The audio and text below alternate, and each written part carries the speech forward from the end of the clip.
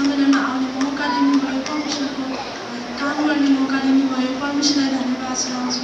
साँच्चै यो सम्मेलनमा मैले धेरै आशिष पाएको छु आदरणीय परमेश्वरका दासहरूबाट, वचनहरूबाट अनि वचनका एक पदबाट मेरो जीवनलाई, मेरो हृदयलाई मैले आफ्नो हरेक कुरालाई मैले परिवर्तन गर्ने, आफ्नो गल्ती भुललाई मैले सच्याउने मैले मौका पाएँ। धन्यवाद चढाउँछु उहाँहरूलाई।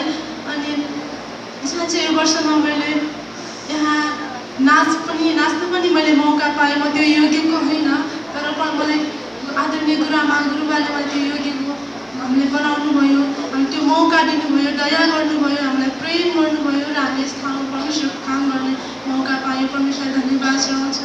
साँच्चै यो वर्षमा तिहारको यो माहौलमा गाउँघरमा धेरै मानिसहरू देउसी भएर खेल्छन्। उनीहरूको जीवनमा देउसी भएर खेल्छन्, एकछिन रमाउँछन्। त्यही पनि फ्यामिलीमा, परिवारमा धेरै समस्या हुन्छ आफ्नो परिवारमा, अनि एकछिन खुसी हुने, फेरि केही दिनपछि फेरि समस्या आउने उनीहरूको परिवारमा हुन्छ। तर हामीले वर्षमा सम्मेलनमा आएर वर्षभरिका हरेक रोगहरू, पापहरू, दुःखहरू, समस्याहरू हामीले त्यहाँ बिस्तारै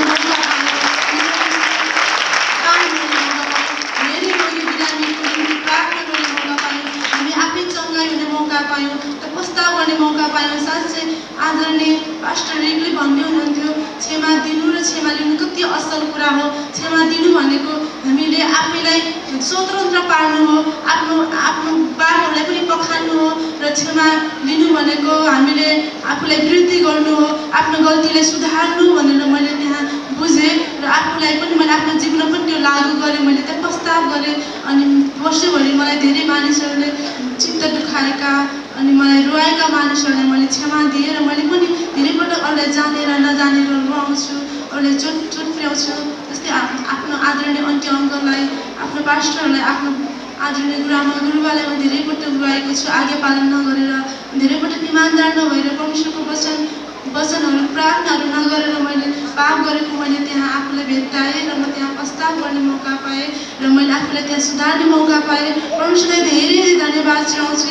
यो असल मौका हाम्रो निम्ति ल्याउनु भयो, यो असल दिन हाम्रो निम्ति ल्याउनु भयो।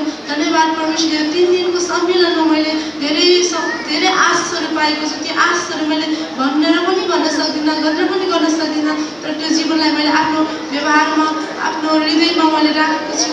मैले आफ्नो जीवनमा लगाउने छु भनेर मैले प्रतिज्ञा गरेँ।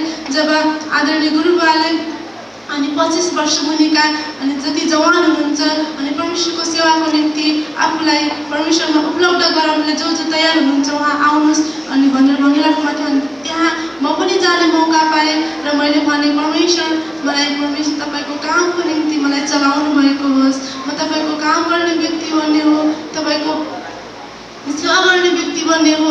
अनि म त्यहाँ प्रतिज्ञा गरेर परमेश्वरलाई धन्यवाद चढाउँछु।